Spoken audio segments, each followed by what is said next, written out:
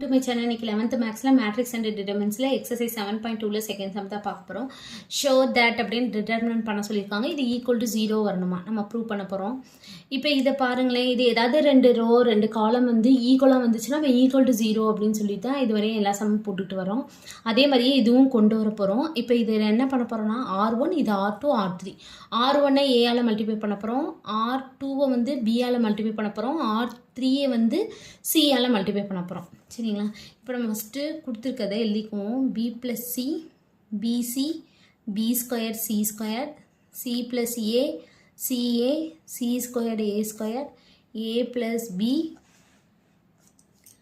AB A square B square.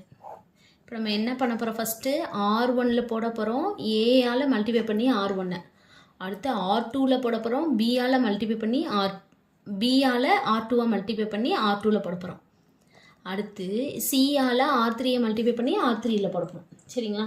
இப்போ நம்ம first A multiply பண்ணிக்குவோம். A into B plus C, அடுத்து ABC. சரிங்களா? அடுத்து A into B square C square, அடுத்து B into C plus A, இது ABC எழுதிக்கலாமா? CA இருக்குது, நம்ம பி போட்டோம்னா ஏபிசி. இது பிசி ஸ்கொயர் ஏ ஸ்கொயர். அடுத்து இங்கே வந்து C into A plus B, இது ஏபிசி, இது C A square B square. அடுத்து நம்ம என்ன பண்ண போகிறோம் அப்படின்னா, இது C2 இது C3, இது ரெண்டுலேருந்து ஏபிசி காமனாக இருக்கா, அப்போ நம்ம வெளியேற போகிறோம். இதுலேயும் இருக்கும் ஏபிசி, இதில் ஏபிசி, இதுலேயும் ஏபிசி இருக்கா, இருக்கு. அப்போது என்ன எழுத போகிறோன்னா, டேக்கிங்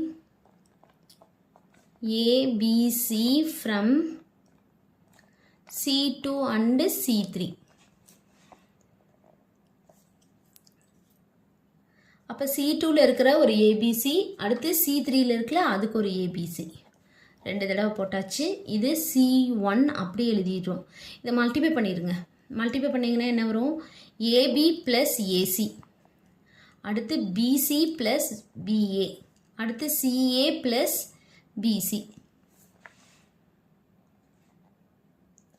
அது A B plus A C B C plus B A, அடுத்து சிஏ ப்ளஸ் பிசி எழுதிட்டோம். அடுத்து இது 1 1 1 வந்துடும். இதில் ஏபிசி போச்சுன்னா ஸ்கொயர்டு என்ன இருக்குது, பிசி தான் இருக்குது, அப்போ போட்டோம். இதில் வந்து சிஏ, இதில் வந்து ஏபி. ஓகேங்களா? அடுத்து என்ன பண்ண போகிறோம் அப்படின்னு பார்த்தீங்கன்னா, இதில் ஏபி, இதுலேயும் இருக்குது பாருங்கள் ஏபி, பிஏ இருக்குது, அப்போ ஏபி. ஓகே. அடுத்து இது ஏசி, இங்கே சிஏ இருக்குது. சரிங்களா? இங்கே பார்த்தீங்கன்னா பிசி இருக்குது, இங்கேயும் பிசி இருக்குது. அப்போது இது மூணையும் நம்ம ஆட் பண்ணணும். அது சாரி, இந்த ரெண்டையும் C1ஐயும் C3யையும் ஆட் பண்ணி C1ல் போட்டுடலாம். போட்டால் அதை அப்படியே காமனாக வெளியே எடுத்துடலாம். சரிங்களா? அப்போ என்ன பண்ண போகிறோம் அப்படின்னு பார்த்தீங்கன்னா, C1ல் போட போகிறோம், C1 ப்ளஸ் C3. இப்போது ஏபிசி வெளியில் இருக்குது, ஏபிசி வெளியில் இருக்குது. இது ரெண்டையும் நம்ம ஆட் பண்ண போகிறோம்.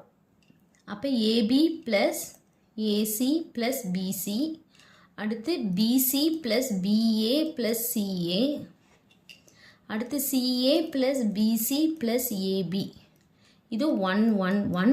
இந்த இதை அப்படியே போட்டிருக்கோம், பிசி சிஏ ஏபி. அடுத்து என்ன பண்ண போகிறோம், இதை வெளியே எடுக்க போகிறோம். அதாவது taking AB AC BC from C1லேருந்து இதை வெளியே எடுக்க போகிறோம். அப்போ நம்ம வெளியே எடுத்துருவோம். ஏற்கனவே வந்து ஏபிசி இருக்குது, அடுத்து ஒரு ஏபிசி இருக்குது, அடுத்து எதை வெளியே எடுக்க போகிறோம், A B plus AC plus B C வெளியே எடுக்க போகிறோம். அப்போ ரிமைனிங் என்ன இருக்கும், இதில் இது ஃபுல்லாக வெளியே போயிடுச்சுன்னா அந்த இடத்துல 1 1 1. அதே மாதிரி C2 வந்து 1 1 இருக்கும், பிசி சிஏ ஏபி, C3 அப்படி எழுதிக்கோங்க. அப்போ இது ரெண்டும் 1 1 வந்துருச்சா, அப்போ நம்ம எழுதிடலாமா, C1 is equal to C2, அப்போ ஈக்குவல் டு 0 அப்படின்னு சொல்லி நம்ம ப்ரூவ் பண்ணி முடிச்சுக்கலாம். அவ்வளோதான் இந்த சம். தேங்க்யூ.